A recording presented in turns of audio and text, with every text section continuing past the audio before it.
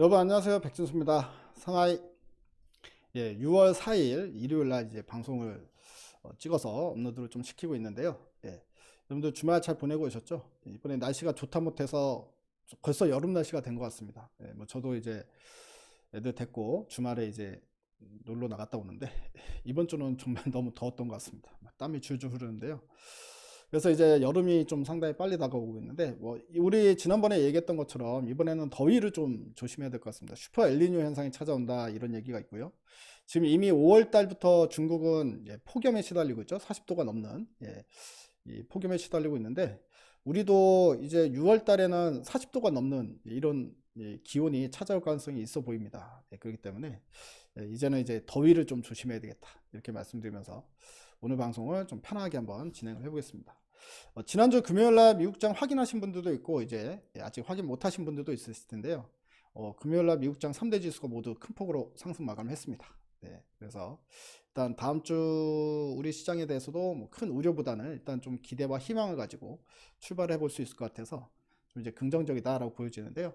다음 주 시황 그리고 이제 전략까지 좀 살펴보는 시간을 가져보고요. 그리고 지금 현재 미국에서는 이제 임상 종량학회가 열리고 있어요. 그래서 아스코 2023이 열리고 있는 상황인데 여기에 이제 국내 기업들이 많이 참가를 합니다. 그래서 이게 6월 2일부터 6월 6일까지 그래서 이제 다음 주 화요일까지 일어나고 있는데 이제 국내 기업들이 초록 발표도 있고 임상 결과 발표도 있고 뭐 여러 가지 이벤트가 있기 때문에 그래서 이제 요거 관련해 가지고도 일단 테마가 불 가능성이 있으니까 주초에 한번 이제 공략해 보면 좋겠다 이런 생각이 들어서 이 이슈를 좀 가지고 왔고요. 그리고 그 안에서 이제 뭐 HLB, NK맥스 이 종목도 이제 관심 있게 좀 보자 이렇게 너무 많은 종목들이 있기 때문에 일단 딱 두 종목을 이제 제 개인적인 관점에서 좀 괜찮지 않나 싶은 종목을 말씀을 드리도록 하겠습니다. 자, 그리고 무료 문자 신청 말씀드리면요 010-3886-2564 여기에 문자 신청이라고 여러분들 문자만 한 통 보내시면 이제 오늘 보내시면 이제 월요일 날부터 여러분들이 받아보실 수 있습니다. 뭐 이제 저한테서 이제 받아보는 문자는 이제 장중에 이제 트레이딩 관점에서 볼 만한 종목들 이렇게 좀 보내드리면 여러분들 보시고 뭐 마음에 드시면 이제 들어가서 트레이딩 관점에서 이제 보시면 좋을 것 같고요. 어쨌든 뭐 참고만 하셔도 일단 도움이 되실 거다라고 봅니다. 최근에 이제 이런 테마들을 좀 관심 있게 보면 좋을 것 같구나 이런 것들을 좀 참고하시는데도 활용하시면 좋을 것 같으니까요. 많은 분들 뭐 고민하지 마시고 일단은 문자 신청해 주시기 바랍니다. 자, 그러면 이제 방송을 좀 시작을 해볼까요? 일단 미국장을 한번 흐름을 보죠. 자, 나스닥 지수가 1% 상승을 했어요. 그런데 이게 상당히 중요한 자리에서 상승이라 되게 긍정적입니다. 보시면 13,000포인트가 저항이었어요. 여기 저항이죠. 근데 이제 강력한 저항 라인으로 이제 작용을 했던 부분인데 이걸 일단 뛰쳐넘었다라는 부분입니다. 그러면 물론 뭐 이렇게 넘었다가 다시 또 회귀하는 경우도 있긴 있어요. 회귀하는 경우도 있긴 있지만 일단은 뭐 이 정도 상황에서 이제 계속 흐름을 좀 지켜봐야 되겠지만 이제 14,000포인트까지도 자리는 열려 있는 거죠. 그래서 상승 추세가 이어진다라고 했을 경우에 이제 14,000포인트까지도 금방 올라갈 수 있는 거니까 일단 시장의 긍정적인 흐름을 보이고 있다라는 거 이거를 참고하면 좋을 것 같고요. 근데 이제 금요일날 특징으로 보면은 다우가 훨씬 더 크게 올랐어요. 최근에 이제 미국장의 특징을 보면 반도체 섹터가 그러니까 엔비디아를 중심으로 한 반도체 섹터가 상승이 나오면서 지수를 끌어올리는 현상이죠. 그러다 보니까 다우보다는 나스닥 지수가 흐름이 좋았어 최근에. 근데 금요일에 특징을 보면은 이제 최근에 너무 단기적으로 반도체가 오르다 보니까 뭐 안전 소식이 나온 게 아니라 일단 반도체는 좀 쉬어가는 흐름이었고 오히려 이제 금융 섹터나 산업재 섹터가 올랐어요. 그러면서 이제 다우의 상승폭이 가장 크게 나타났다. 그게 이제 금요일의 특징이라고 볼 수 있을 것 같습니다. 그러니까 나스닥 1%대 그리고 이제 S&P 500도 1%대 하지만 다우 종합은 2%대 상승세가 나타났으니까요. 이 부분도 참고하면 좋을 것 같습니다. 자, 그리고 일단은 뭐 금요일날 이슈를 보게 되면 이제 고용지표 발표가 있었어요. 미국 시장에서. 근데 여러분들 아시다시피 고용지표도 상당히 중요한 지표잖아요. 최근 이제 향후 뭐 한 1, 2년간 이제 가장 중요한 지표가 이제 인플레 관련된 지표와 그 다음에 고용지표. 왜냐면 이 인플레 관련된 지표와 고용지표가 결국에는 뭐랑 연결이 됩니까? 연준에서의 금리 정책이랑 연결이 되기 때문에 상당히 이제 중요한 지표로 보거든요. 그래서 이들 지표가 어떻게 나오냐에 따라서 이제 연준에서 금리를 인상을 할 수도 있고 또는 동결을 할 수도 있기 때문에 그리고 최근에 보게 되면 원래 5월이 마지막 금리 인상이다. 다들 그렇게 생각했잖아요. 5월이 마지막 금리 인상이라고 생각을 했는데 그 이후에 연준 의사록을 보니까 거의 연준 의원들의 반반이었다는 거죠. 반반은 뭐냐면 반은 이제 금리를 그만 인상해야 된다. 시장의 예상처럼 얘기하는 사람. 근데 절반 정도는 추가적으로 또 금리 인상해야 된다라고 얘기한 사람도 꽤 많이 존재했다더라. 그래서 그거 보면서 이제 시장에 좀 우려감이 좀 있거든요. 금리를 또 이번에 6월달 또 기습적으로 또 0.25 정도 인상시키는 거 아니야? 이런 우려감이 좀 존재하고 있는 상황입니다. 그렇기 때문에 고용지표가 어떻게 나왔는지가 상당히 중요했는데 고용지표 결과를 보니까 금요일날 이제 어떤 우려감이 사라졌죠. 이제 0.25%가 아니라 6월달에는 동결을 하겠구나. 이런 전망이 힘을 실게 됐어요. 그러면서 3대 지수가 모두 상승하는데 도움이 됐다 이렇게 볼 수 있거든요. 그래서 고용지표 보면은 일단은 고용 자체는 잘 나왔어요. 고용 자체는 34만 건이 나왔어요. 33.9니까 33만 9천 명 증가했기 때문에 신규 고용자 수가 34만 건 정도가 나왔어요. 근데 예상치는 19만 건이었단 말이에요. 그러니까 예상치보다 상당히 높은 고용이 이루어졌구나. 뭐 이거를 이제 볼 수 있는 부분입니다.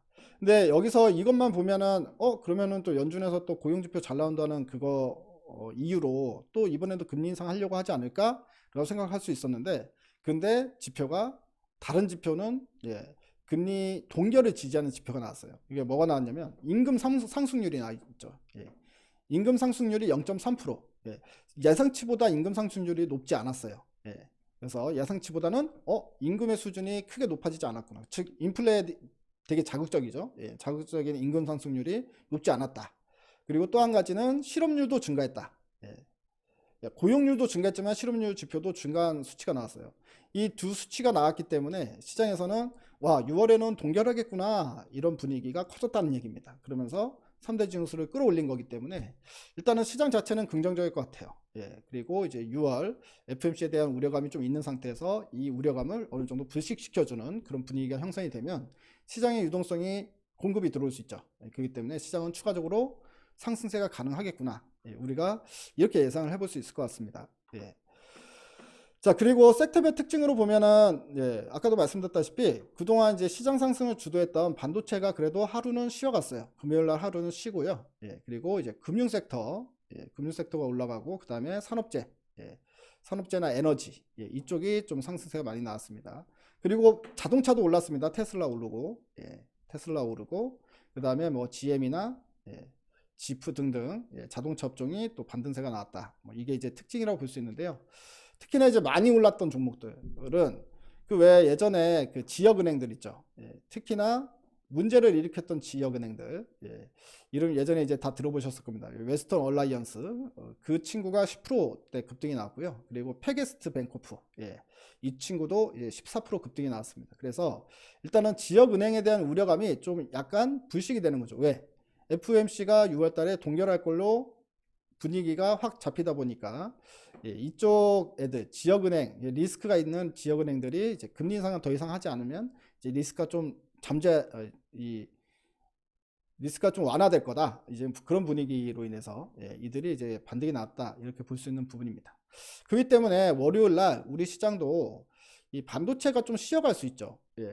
쉬어갈 수 있는 가능성이 있어요. 근데 반도체가 조정이 크게 나오진 않을 것 같은 게 미국장에서도 해봐야 뭐 1, 2%대 조정 나왔습니다. 1, 2%대. 그러니까 엔비디아도 1%대 조정 나왔거든요. 그러니까 급등한 거에 비하면 큰 조정이 아니었다는 거죠. 그래서 아주 큰 조정이 나오진 않을 것 같은데 그래도 좀 반가울 수 있는 소식은 혹시나 이제 그동안 못 올랐던 소외 섹터들 있잖아요. 소외 섹터들한테도 저가 매수가 유입될 가능성은 있다. 이렇게 보여집니다. 그래서 이런 분들도 꽤 많으세요. 최근에 주가는 많이 올라왔잖아요. 특히나 근데 지수도 많이 올라왔고 근데 뭐 올 초부터 보면은 특정 섹터만 많이 올랐다는 거예요. 그러니까 우리 개인 투자자분들이 2021년도에 물려있던 종목들 이 종목들은 반등이 안 나오고 그러니까 내가 안 들고 있는 종목들이 많이 오르면 이게 이제 내 종목은 손실이 너무 크기 때문에 손절도 못하고 그리고 지금 올라가고 있는 거는 잡고 싶어도 현금이 없어서 못 잡았다. 이런 분들이 꽤 많으시거든요. 근데 이제 소외 섹터들 쪽으로도 어쨌든 반등이 나올 수급이 좀 유입될 가능성이 있지 않나 이렇게 좀 보여지는 어떤 수치들이 미국장에서 이제 금요일 날 보여졌기 때문에 우리 시장에도 이제 그 분위기가 이어진다면 여러분들이 지금 물려 있는데 꽉 물려가지고 팔지 못한 종목들, 이런 종목들 쪽으로도 매기가 들어올 수 있는 가능성이 생기잖아요. 그래서 소액 섹터가 이제 올라오게 되면 여기서 중요한 게 이제 우리 대박이님들, 우리 구독자님들께 제가 좀 주문하고 싶은 게, 여러분들 보유하고 있는 종목이 좀 올라온다 하면은 이제 손실폭이 좀 줄어드는 구간에서 꼭 본전까지 올라올 때까지 기다리지 말고요. 손실폭이 좀 줄어들면 그때 이제 손절의 기회로 삼아라. 손절의 기회로, 그래도 손절이 마이너스 30% 이상이면 손절하기 힘들지만 마이너스 10%대까지 올라오면은 손절할 수 있잖아요. 그래서 손절의 기회로 삼는 그 기회로 활용했으면 좋겠다. 그리고 내 종목에 수급이 들어오고 내 종목이 올라와서 내가 손절해서 현금이 생기면 그 현금을 가지고 반도체 섹터가 좀 쉬어갈 때 이 반도체를 담아라. 이게 지금 현재 이런 상황이 만약에 다음 주 시장에서 좀 연출이 되면 이게 제가 여러분들께 드릴 수 있는 이제 코멘트, 권장 사항이다, 이렇게 좀 말씀을 드리면 좋을 것 같습니다. 일단 전략 부분은 그렇게 잡고 가자, 이렇게 다시 한번 좀 말씀을 드리겠습니다. 자, 그리고 이제 제가 이슈로 잡아왔던 이제 이 아스코 관련해 가지고요, 국내 기업들이 꽤 많이 참가한다고 말씀드렸잖아요. 그래서 어떤 기업들이 있는지 먼저 한번 같이 보면 좋을 것 같아요. 자, 보면은요, ST큐브가 이제 고용암 임상 일상, 그거를 이제 기술이나 이제 발표한다라는 내용인데요. 그리고 이제 아티바 바이오테라피틱스는 카티 치료제 실패한 환자 포함한 재발성 난치성 비세포 비호치킨 림프종 환자에 대해서 임상 1-2 이상 발표가 있고요. 앱클론은 재발성 또는 불응성 세포 비호치킨 림프종에 대해서 임상 1상 발표가 있습니다.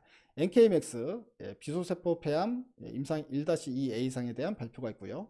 루닛 AI 바이오마커입니다. 직장암, 편평세포암, 비포세포 폐암에 대한 이제 발표가 있고, HLB 리보세라닙 재발성 또는 전이성 선양낭 선암종, 아유 뭐 이렇게 말이 어렵나. 아무튼 임상 이상 발표가 있습니다.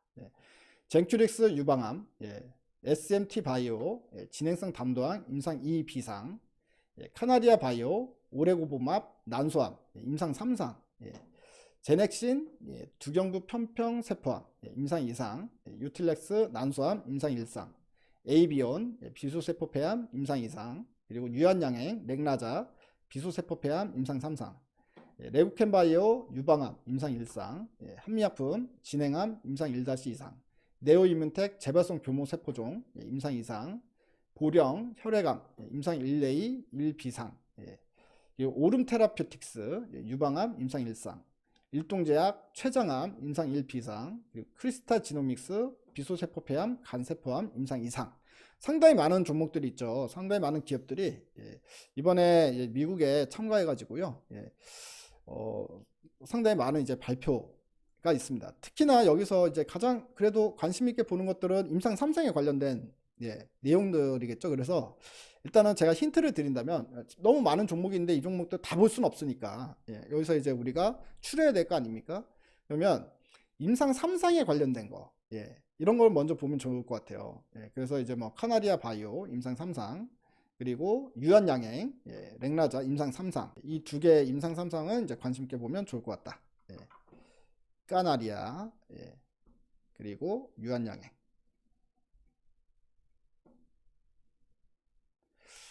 이렇게 이제 보시면 좋겠다 말씀을 드렸는데요. 근데 또 제가 또 여기서 두 종목을 또 따로 빼가지고 저는 이제 관심 있게 이것도 보면 좋을 것 같다라고 말씀을 드린 게, 아까 HLB하고 그 다음에 NK맥스죠. 그래서 이 두 종목을 좀 한번 살펴볼게요. 자, 먼저 HLB 보게 되면요, 일단은 뭐 주가 차트까지 이제 보고 단기 공략주로 말씀을 드릴 수 있는 부분인 것 같은데, HLB 같은 경우에는 지금 현재 요 자리에서 계속 상당히 예쁘게 자리를 만들어 놓고 있는 부분입니다. 일단 저항이 4만원 저항이 상당히 강해 보이죠. 이전에 한번 4만원 돌파 시도를 했다가 다시 제자리 내려왔습니다. 근데 이때 상당히 호재성 소식이 있었죠. 뭡니까? 이 리보세라닙 이제 미국 FDA에 NDA 신청했다. 그러니까 상업화 신청한 거지 않습니까? 그래서 만약에 이게 통과가 되면 임상 3상 결과 상당히 잘 나왔고, 통과되면 이제 시판이 가능한 거잖아요. 그렇기 때문에 대형 호재가 될 수 있는데, 블록버스터, 암이니까 어쨌든 블록버스터가 되는 거고, 물론 병용 치료에 대한 임상입니다만 어쨌든 그래도 호재성 내용이죠. 그렇기 때문에 이게 이제 결과가 좋게 나온 거기 때문에 이제 상업화 준비 차곡차곡 잘 하다 보면 실제로 미국에서 FDA에서 최초로 국내 최초로 상업화될 수 있는 가능성이 열려 있는 거잖아요. 그렇기 때문에 이 HLB를 관심 있게 보면 좋을 것 같다 이런 생각이 좀 듭니다. NK맥스 같은 경우도 자리가 상당히 바닥권이니까 부담스럽지 않은 자리예요. 최근에 이제 꾸역꾸역 알게 모르게 바닥권에서 살며시 고개를 들고 있는 상황이거든요. 예. 근데 이제 NK맥스 같은 경우에는 NK 세포 치료제예요. 예전에 한번 설명해 드린 적이 있었어요. 예. 그래서 NK 세포 치료제 관련주인데 예, 다시 한번 또 간략하게만 좀 설명을 드리면 이제 뭐 못 보신 분들을 위해서 이 NK 세포라는 거는 우리 몸 안에 있는 세포예요. 예, 누구나 가지고 있는 세포입니다. 근데 이게 별명이 킬링 세포예요. 킬링 세포가 뭐냐면 우리 몸에 안 좋은 바이러스가 들어왔을 때 또는 안 좋은 세포가 있을 때 그 세포를 죽이는 역할을 해야 한다고 해서 킬링 세포입니다. 그래서 우리 몸에 꼭 필요한 세포가 NK 세포죠. 여러분들 우리는 암 환자가 아니라고 하더라도 하루에 5,000개 정도의 암세포가 발생이 된다고 그래요. 예, 매일마다 매일 5,000개 정도의 암세포가 발생이 되는데 그래도 우리가 암세포가 발생이 되는데도 불구하고 암 환자가 아닌 이유가 이 NK세포가 이거를 찾아다니면서 죽인다는 거예요. 우리 몸에 생긴 매일매일 발생하는 이 암세포를 매일마다 죽인답니다.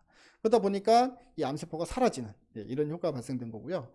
암 환자 같은 경우에는 이제 보면은 이 NK세포의 활성도가 많이 떨어진 경우가 많대요. 그러다 보니까 이 우리 몸에 암이 생겼을 때 이 암세포를 제때제때 죽이지 못하다 보니까 그래서 암이 이제 번지면서 그러면서 이제 우리가 암 환자로 된다 이렇게 이제 보면 되는 건데 그 때문에 이 NK세포를 활용을 해서 치료제로 만들자라는 게 이 NK세포 치료제예요. 근데 이게 차세대 신약이겠죠. 당연히 차세대 신약이기 때문에 이 암 종양 확해 같은 데서는 이런 이제 NK세포 치료제가 이제 신기술이기 때문에 당연히 임상 1상 정도밖에 안 되겠지만 그래도 관심을 상당히 높게 받는다는 거죠.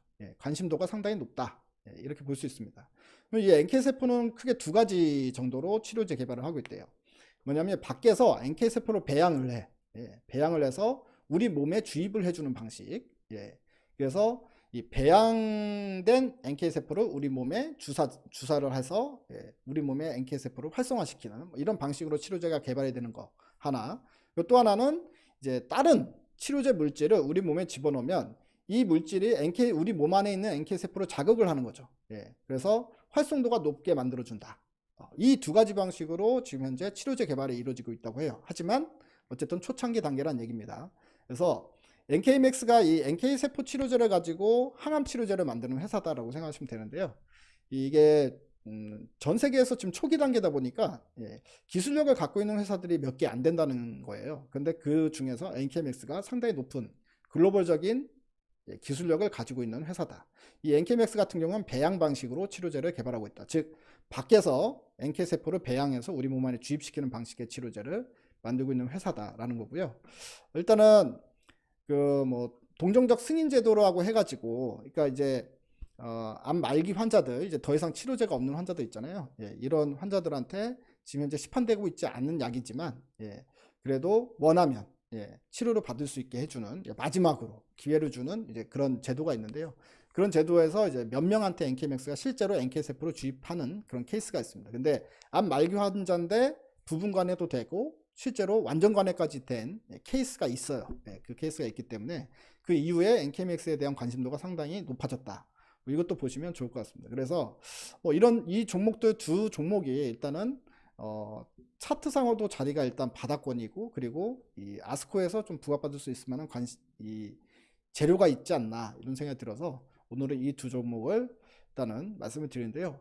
일단 뭐 단기적으로 흐름으로 본다라고 생각하고 먼저 이제 보시는 게 좋을 것 같고 그 이후에 뭐 흐름이 너무 강하고 상당히 이제 이 관심이 오래 갈 것 같다 그러면 바이앤홀딩도 가능하지 않을까 이렇게 생각이 듭니다. 일단은 뭐 시장에서 수급의 흐름을 보고 결정을 해야 되겠죠. 자, 오늘은 이제 일요일 날 일단 뭐 다음 주 시장이 어떻게 될지 뭐 미리 알 수는 없지만 그래도 미리 학습을 하고 준비를 해보는 시간을 좀 가져봤습니다. 여러분들 일요일 날 방송도 반응 좋으면 일요일 날도 뭐 애들이랑 좀 놀아주고 저녁에 와가지고 시간 좀 내서 이렇게 업로드를 시켜드리는 시간을 좀 자주 가져보도록 하겠습니다. 자, 여러분들 지난주도 고생 많으셨는데요. 예, 다음 주도 이제 새로운 시작인데 일단 뭐 시장이 나쁘게 출발할 것 같진 않죠. 그렇기 때문에 화이팅 하셔가지고 돈 벌 수 있을 때 바짝 벌어야 됩니다. 예, 바짝 버시는 한 주가 되시길 바라면서 오늘 방송 여기서 마치겠습니다. 여러분들 남은 일요일 몇 시간 안 남았지만 잘 보내시고 잠도 잘 주무시고 좋은 꿈 꾸시고 다음 주에 또 화이팅 하시기 바랍니다. 저는 또 내일 장 끝나고 찾아뵙도록 하겠습니다. 여러분들 즐거운 밤 되십시오. 대바이.